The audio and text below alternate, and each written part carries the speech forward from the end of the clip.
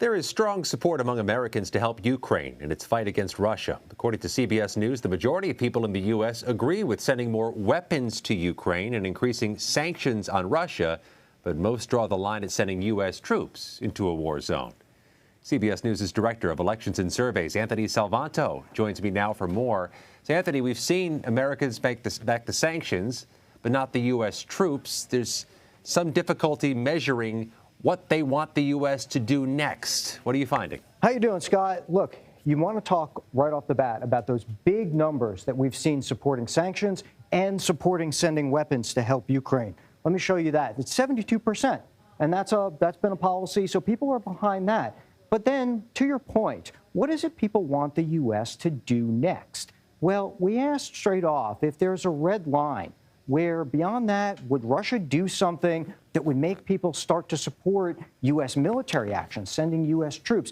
And in fact, people tell us that there is. These things are, if Russia were to attack a NATO ally, you'd get almost 7 in 10 saying, yeah, they could support U.S. military action in response to that. You've got if Russia uses nuclear weapons or using chemical weapons, that would spur big majorities for support. Now, again, that's hypothetical, but it gives you a sense of where the public is here, Scott. They are supporting what we're doing. They're supporting sanctions, supporting sending weapons, but they're also watching this very closely. They don't support sending troops right now, but there are these red lines that might make them support some more action, Scott. What's the response been to how President Biden is handling things on his end in regard to Ukraine? So one of the things we looked at, Scott, is whether or not they thought Joe Biden ought to take more of a leadership role or was about right vis-a-vis other world leaders in trying to bring about a solution here. And it's a real mix, but this is telling, right? You got 41% who said they want Joe Biden to take more of a leadership role.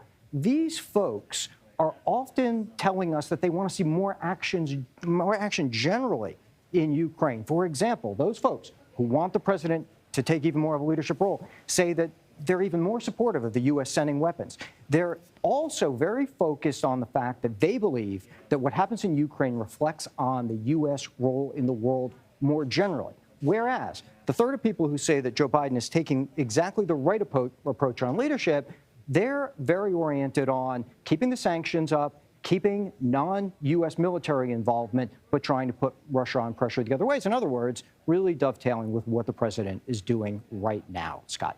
In the first number you showed in this set, it was a plurality of Americans thought he should take more of a leadership role. When you're in that low 40% range, is that a statement of something, or when it's a plurality hovering around 40, is it an equivocation from Americans about what they think? That's a great question, because what you see is a split among Americans on where we go from here. Those folks who want more of a leadership role, it's in the 40s, but it also reflects that smaller number who also think that there could be U.S. troop involvement, that they might want to see even more support for sanctions. But overall, I read this as a mixture, because people aren't sure what exactly we do next, and they're also not sure what to do in these hypothetical situations. Whereas the third of folks who think that the president is taking the right approach, they're much more oriented on doing everything but stopping short of U.S. military engagement, and that's been something that's been a concern. Even in the polling, we've seen people concerned that the U.S. might get dragged in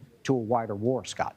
I assume there's a lot more clarity in Americans' thoughts about jobs and inflation. Unemployment, of course, has been dropping, especially in recent months, and the White House is warning that March CPI report that comes out Tuesday could show inflation, quote, extraordinarily elevated.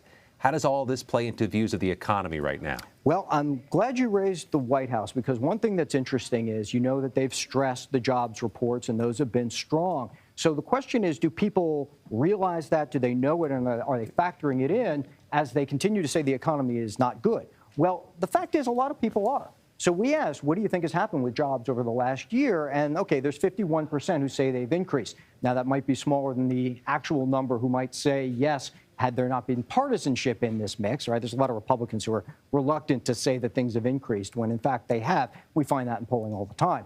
But having said that, there are a lot of people who know about the increases. And if you add in then the comparison between what they think of people think of their local job market and what the national economy is doing, you see that big discrepancy. You got a majority who's saying their local job market is good, right here at 56%, but only 1 in 3 think the national economy is good. And then you ask, okay, well, why is that if you think the national economy is lousy? And what pops out, maybe not surprisingly, but big numbers, is inflation, is gas prices. And that brings you back to, how do people evaluate the economy? They do so right now by their personal experience. They say that those prices are a hardship. Those prices are forcing cutbacks in their day-to-day expenses.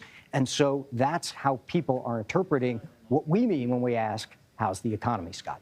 Yeah, the campaign leaders here in Washington are focused on those 2 Gs, groceries and gas, as drivers moving toward November. That really aligns with the findings of your poll. In New York, Anthony Salvanto, thank you. Great to talk to you.